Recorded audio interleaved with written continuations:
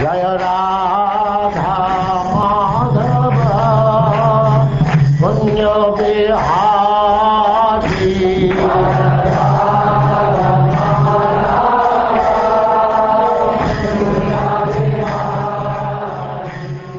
And now Chapter 18, Lord Vamanadeva the Dwarf Incarnation.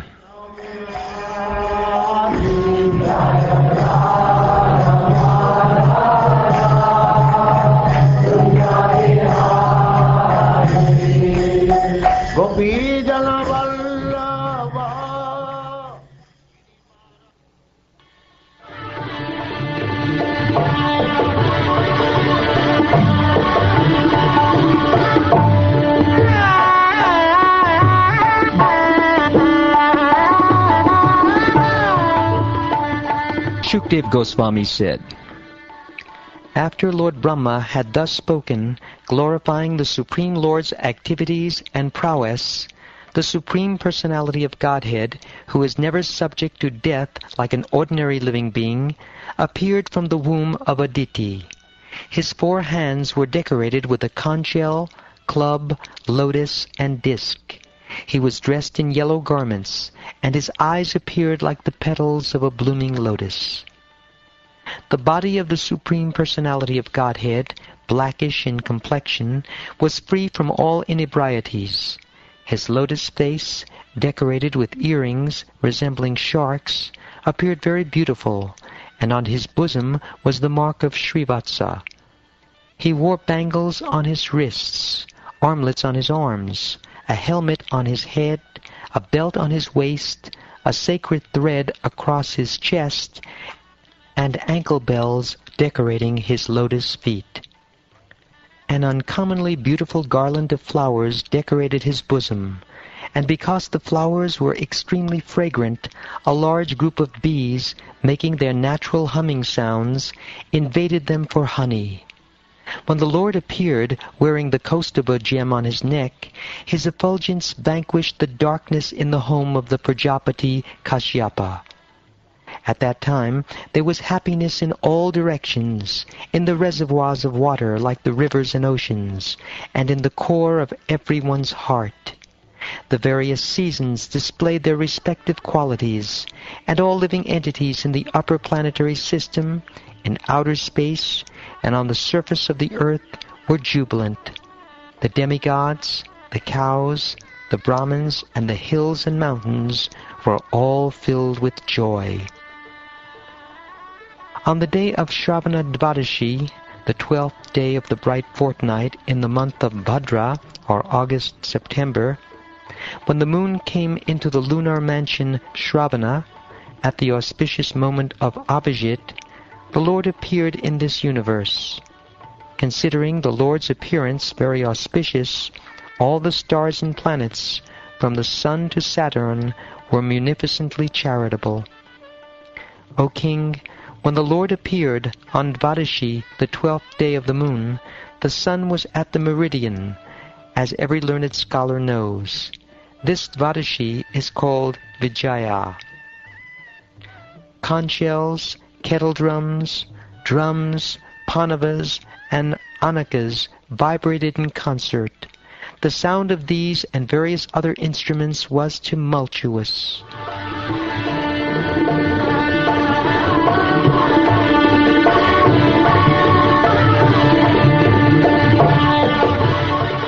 Being very pleased, the celestial dancing girls, or apsaras, danced in jubilation. The best of the Gandharvas sang songs, and the great sages, demigods, manus, pitas, and fire gods offered prayers to satisfy the Lord. The siddhas, vidyadharas, kimpurushas, kinnaras, charanas, yakshas, rakshasas, suparnas, the best of serpents, and the followers of the demigods all showered flowers on Aditi's residence, covering the entire house, while glorifying and praising the Lord and dancing. When Aditi saw the Supreme Personality of Godhead, who had appeared from her own womb, having accepted a transcendental body by his own spiritual potency, she was struck with wonder and was very happy. Upon seeing the child, Prajapati Kashyapa exclaimed, "Jai, Jai," in great happiness and wonder. The Lord appeared in his original form, with ornaments and weapons in his hands. Although this ever-existing form is not visible in the material world, he nonetheless appeared in this form. Then, in the presence of his father and mother, he assumed the form of Vamana, a Brahmin dwarf, a brahmachari, just like a theatrical actor. When the great sages saw the Lord as the brahmachari dwarf, Vamana, they were certainly very pleased. Thus they placed before them Kashyapa Muni, the Prajapati, and performed all the ritualistic ceremonies, such as the birthday ceremony. At the sacred thread ceremony of Vamanadeva, the sun god personally uttered the Gayatri mantra. Brihaspati offered the sacred thread, and Kashyapa Muni offered a straw belt. Mother Earth gave him a deerskin, and the demigod of the moon, who is the king of the forest, gave him a Brahmadanda, the rod or staff of a brahmachari. His mother, Aditi, gave him cloth for underwear, and the deity presiding over the heavenly kingdom offered him an umbrella. O king, Lord Brahma offered a water pot to the inexhaustible Supreme Personality of Godhead.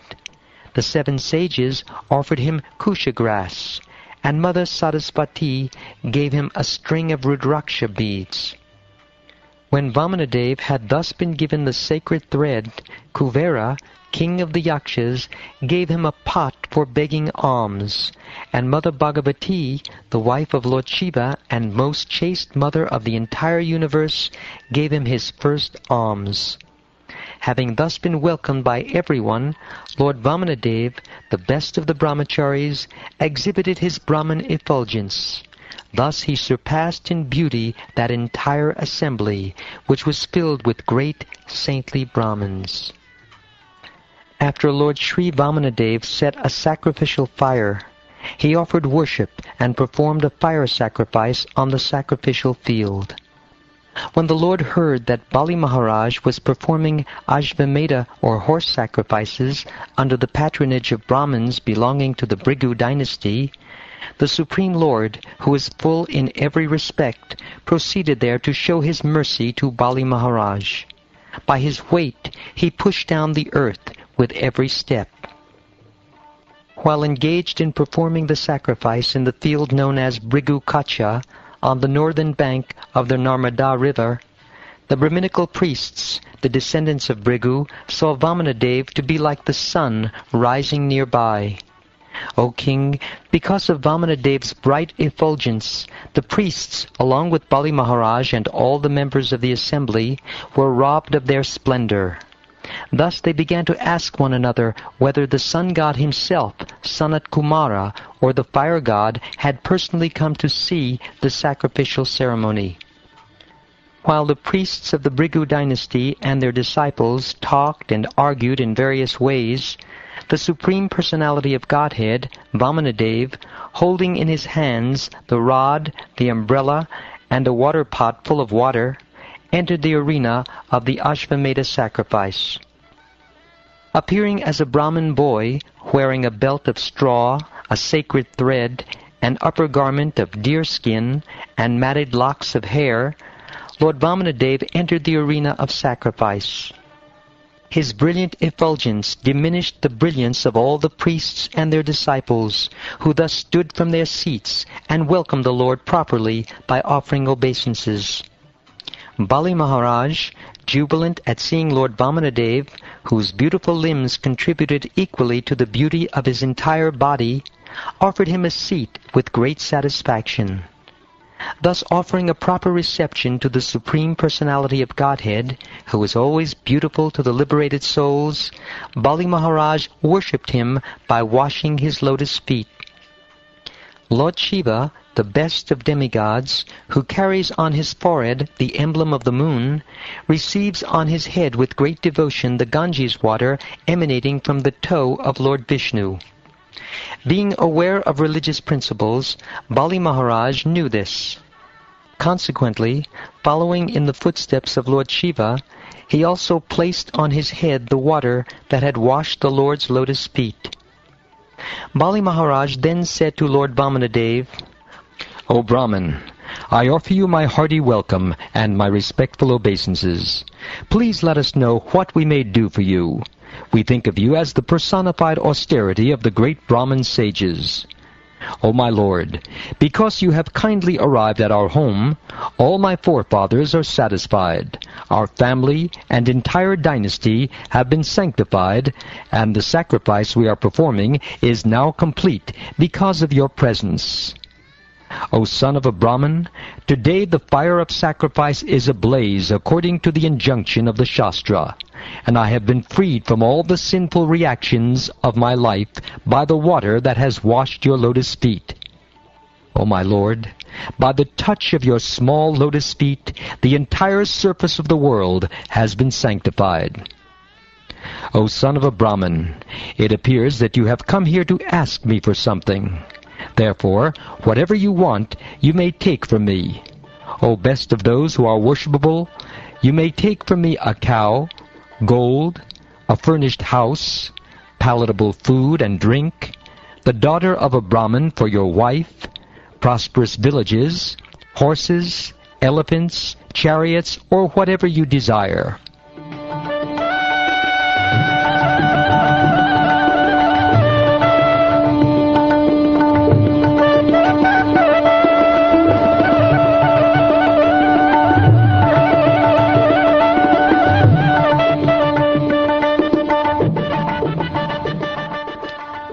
Thus ends the 18th chapter of the 8th canto of the Srimad Bhagavatam, entitled Lord Vamanadeva the Dwarf Incarnation.